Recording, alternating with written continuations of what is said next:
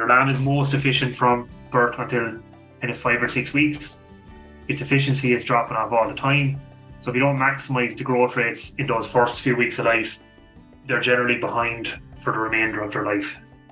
Hello, I'm Kieran Lynch and welcome to OviCast, the Teagasc Sheep podcast. Each episode will bring you latest insights, advice and technical updates for the sheep industry. So what was the impact of a difficult spring on lamb performance? It's a subject we're going to talk a bit more about in this episode with Dr. Frank Campion. We start off with Frank giving us an update on the lamb growth rate on the better farms this spring. We talk about the variation among the flocks and how the performance compares to previous years. We discuss some of the reasons for this drop-off in performance and how the difficult conditions following turnout made this worse. We finish up discussing what impact this will have on lamb sales this year, as well as some of the steps farmers are taking to mitigate this.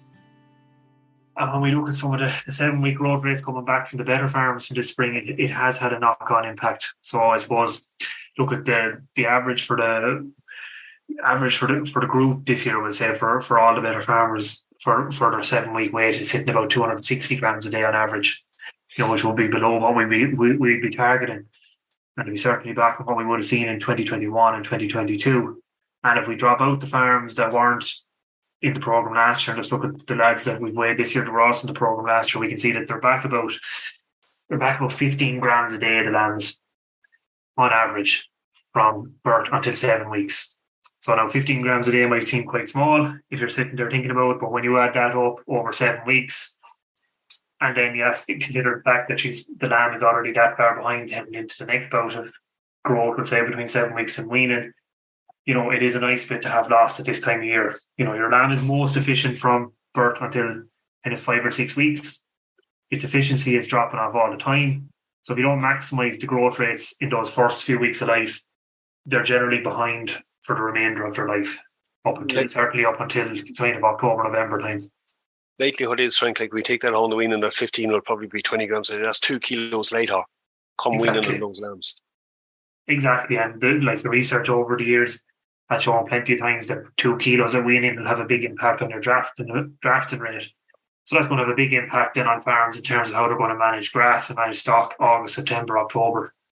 So, memories are short, as he said. It looks okay maybe at the minute, but when you get into the end of August, September and your drafting pattern is at maybe 15-20% behind where it should be, well, there's a lot of extra lambs that are going to be sitting on the farm that are going to be taking grass that you might usually have earmarked for ewes to have them in the right condition going to ram, and it has a knock-on effect then leading into the following year.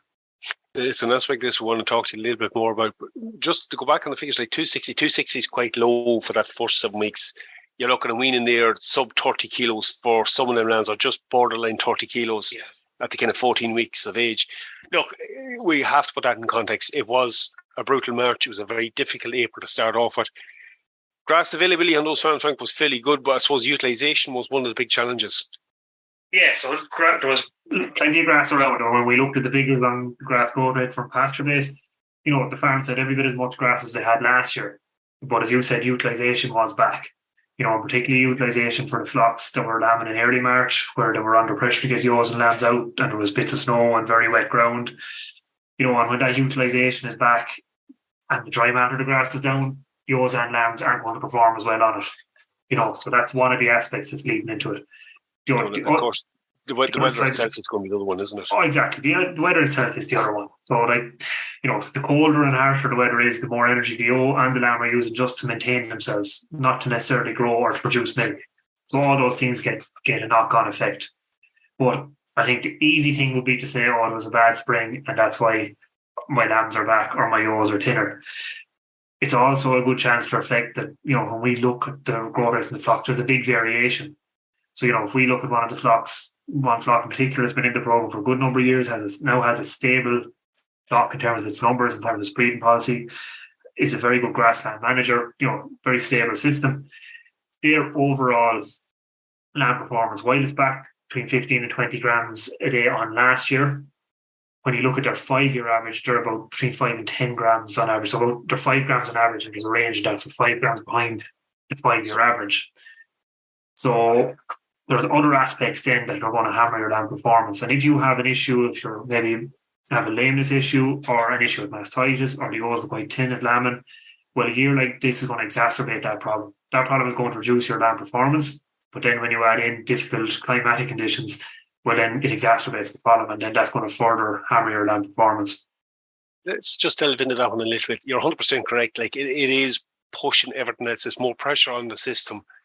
You're going to see more of the cracks. So for the like of that flock you've worked with for a long number of years, where you know the management in it, the gap mightn't have been as big as we thought. How big a variation of what we've seen among them flocks? Like if we maybe pick twins or singles, either or out of them, what kind of gap have we seen in growth rates? Like if you just focus on the twins this year, you know, we're seeing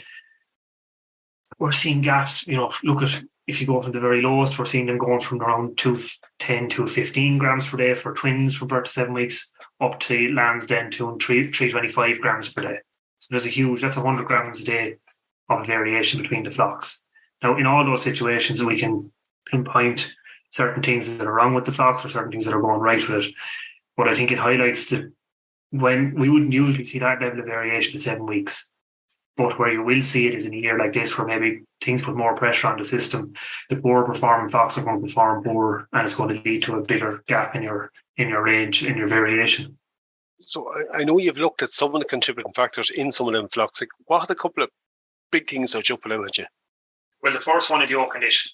So for flocks that didn't have condition as good as they should have been at mating, or maybe let yours burn off too much condition last winter. So there was a period last winter coming up to housing where maybe flocks might have been, you know, we were trying to get lads to maybe house yours a little bit earlier because condition was falling off yours, as it can in that winter period when the weather turns quite bad. Or flocks that maybe got the feeding wrong and the run up to lambing, you know, where condition fell off yours and they were lambing down thin. That's one thing that's going to straight away be exacerbated, because now not only is grass utilisation down, but the yaw's never to milk enough off her back. The other thing then is yaws with mastitis, so maybe yaws that weren't culled properly or weren't picked up as having insufficient milk at lambing time. Those problems get exacerbated when you have difficult weather in March and April. And the third big one that jumped out was I suppose lameness. So anecdotally, all the lads in the programme would have said they had an awful lot of scald in lambs this year. Talking to producers outside of the programme, even that would generally be a consensus that I'm hearing. And that's, I suppose, not to be unexpected when we had kind of plenty of grass, heavyish covers, wet grass in around lambs' feet. You will tend to see a higher degree of scald. But it's like anything, that's something that can be managed and kept on top of. And where it was managed and kept on top of it, it won't have a big impact on your performance. It's where it was let grow to a high level, then you will start to see it hammering lamb performance. You know, so I think they were the three big ones that jumped out. Now look, there's other things there, but they're the three main ones I think looking at this year that have come out to us. So now look at Kieran, within our flocks we have a variation. So we have flocks that we've just started working with, right up to the longer existing flocks. And I suppose the flocks that we're working with longer, look at, there's less of those issues because we've kind of targeted them in the farm plan over the year. We've been measuring it and managing it and getting top of it. Some of those newer flocks where it's an issue, they're things that can be solved. But you know what, now that we've measured it and recorded it, we can.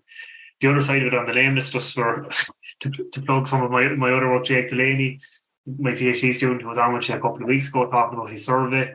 That survey is still live there, and we're looking for people to fill it out, as many people as we can, because we're trying to get a handle on, you know, what level of lameness does exist in Irish flocks and how are people managing it and dealing with it.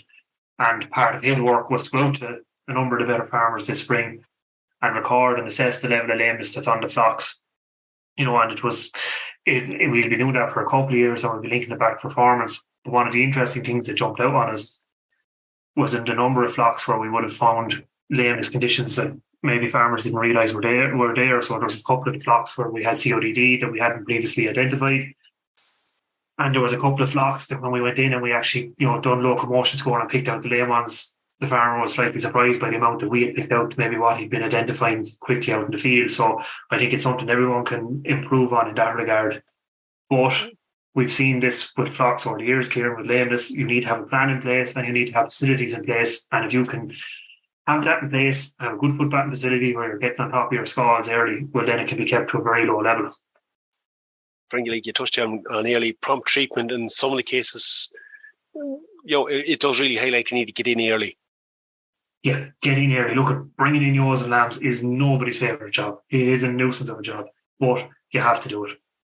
And what we've seen before with flocks is where it hasn't been done properly, that leads on to more severe conditions like foot rot and CODD, and then it's a harder thing to treat, but it also has a bigger effect on your flock performance. Okay, so look, in some aspects we are where we are. It highlights two things. It highlights a need on some farms to go back and look at some of the basics for the yoke condition, and that's a long-term plan. Feeding, again, another long-term plan we can actually do something about at the moment.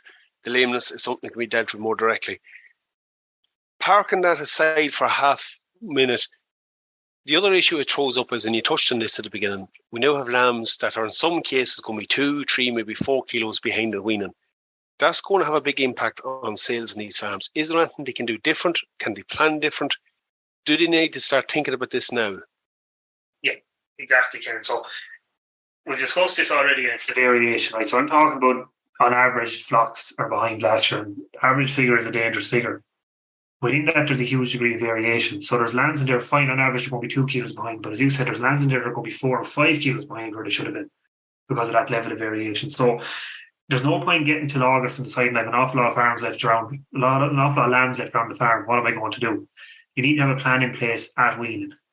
And that plan needs to be twofold. The first plan needs to be to actually go out and weigh a sample of your lambs and see where are you sitting and how do you think it compares to where you should be.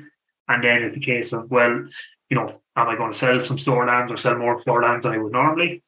Or am I going to set up a feeding group at weaning time and start pulling off my heavier lambs, so 38, 39 kilos plus from weaning, start feeding them a small bit of concentrate to try and get them gone quicker.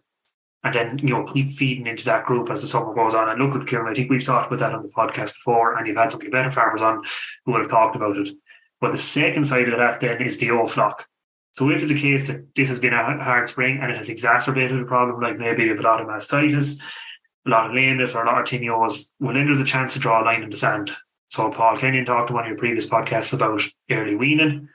Well, maybe it's a case that you need to wean 2 or 3 weeks earlier, go through your ewe flock in a very, I suppose, diligent manner and make sure that any cold ewes are picked out, identified and got rid of. If you have a condition score issue, start getting on top of it once they're dried up and ready to start being fed on. Get them onto good grass as best you can and start putting condition on them and identify the ones that are not responding and put them back on condition and cull them. If you have a lameness problem, separate out your lame ewes and weaning, put them in a separate group, talk to your vet about what treatment option you need, keep foot batting them, and again, identify and pull out the ones that are not responding to treatment or that have been treated 2 or 3 times within the 1 year and get rid of them. So draw a line that, put a pin in it and try and get, that when it comes around to mating time next year, you're starting with a better flock to begin with. Yeah, so it really is about putting a plan in place now to deal with the consequences of what's after happening. We put a farm plan in place with all the better farmers, and it's not going to change overnight. But if you don't start at the start with some sort of a plan and start dealing with the issues, you're going to wind up back in the same situation next year. And I think what's happened, looking at the data from the better farms, is we've had 2022 and 2021, we had good overall good lamb performance up to 7 weeks. Look at variation in it. Some flocks did well, some flocks didn't do so well. But I think when then you get a year like this where it's a bit harder weather-wise and different things crop up, it exacerbates those problems and you start to see issues that those little underlying issues now become a big problem. So you do need to identify them and get on top of them. I think it was good getting an update from you on it. Look, it's something certainly we're thinking about on farms. As you said, it's worth going in, looking at portion lambs, seeing where you are with them and what impact that's going to have on sales for the rest of the year. It's something we might actually get you back on later in the year to see how those flocks have managed and what way drafting is going on them. Look, good getting you on today. Thanks for the update. Thanks very much, Kieran. We'll leave it there for this week's episode. You can get more updates on the Better Farm programme in the Teagasc Sheep newsletters each month. They're available on the Teagasc website and on our social media channels. That's it for me for this episode. Again, for updates on the sheep programme, keep an eye on our Twitter page at Teagasc Sheep. I'm Kieran Lynch. Thanks for joining us. Don't forget to subscribe and follow us for more episodes.